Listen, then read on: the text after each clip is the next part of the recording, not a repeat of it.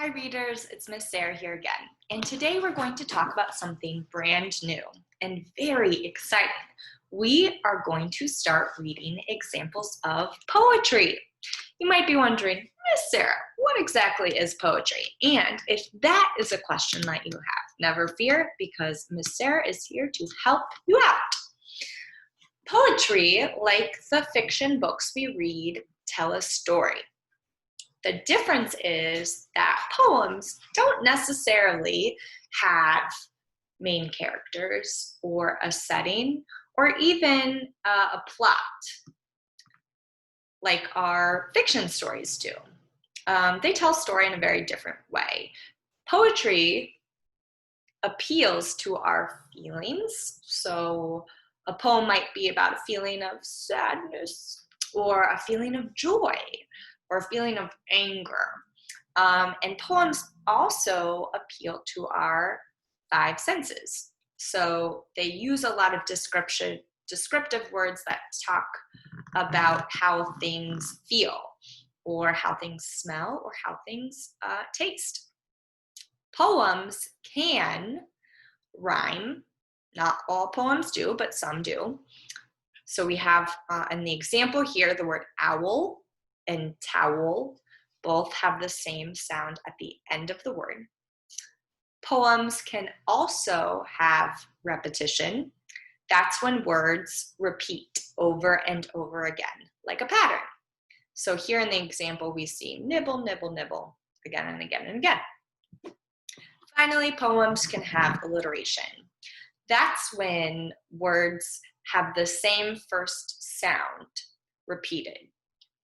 In this example, Peter, Piper, picked a pepper, all have the p sound at the beginning of 4 out of the 5 words.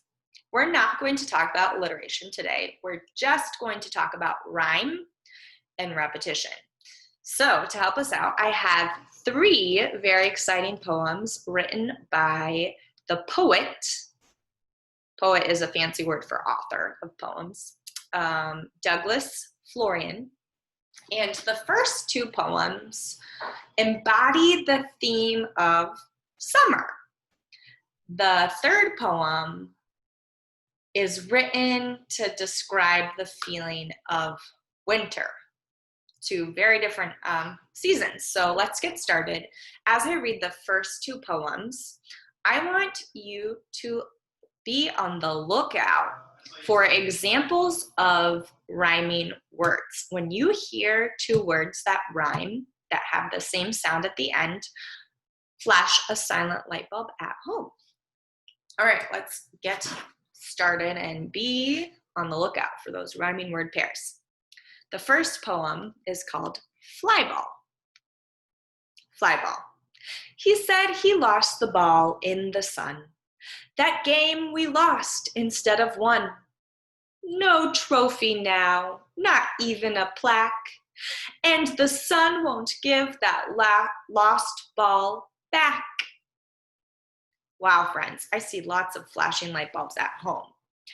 You might have flashed a light bulb when you heard the rhyming words sun and one. Both have the same un sound at the end.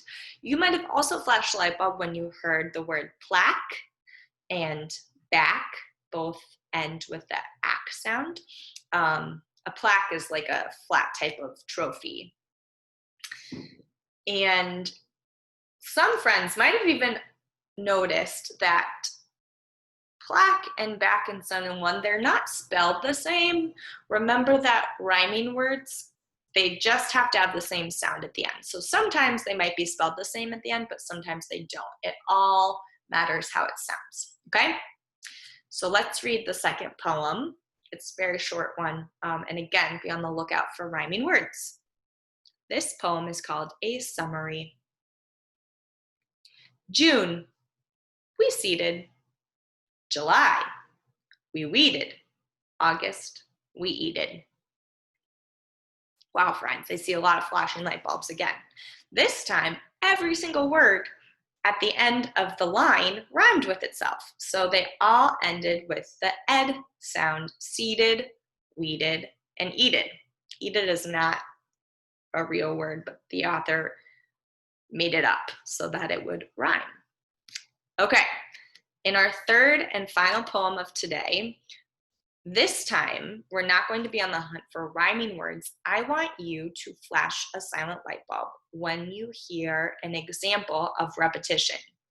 That's a word that repeats over and over and over again. This poem is called Winter Wool. Woolen socks and woolen vest, and skirts were dressed. Oh, sorry, I skipped a line. Let me start over.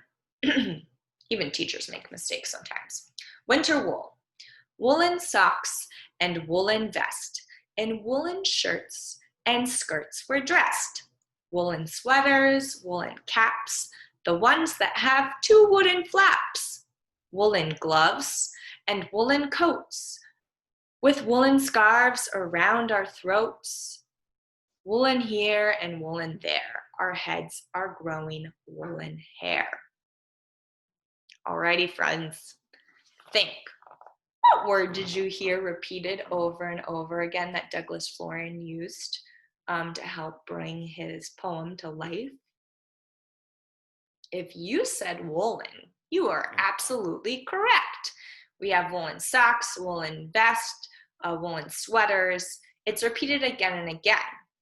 That puts an image of the fabric wool, which is this like warm, really itchy fabric. Sometimes a lot of sweaters are made of that you might wear in the wintertime. It puts that image in our head. So I can imagine, it doesn't have characters. We see sheep in the picture. So I can imagine maybe it's children or people wearing these clothes. In this picture, it's actually sheep, which is where we get wool from, who are wearing the outfits, which is kind of silly. So that's an example of repetition. Thanks so much for joining me today, friends. I hope you have fun looking out for poems in your world. And when you read some poems, maybe you'll even spot a few examples of rhyme and repetition. Happy reading, friends, and I'll see you again real soon.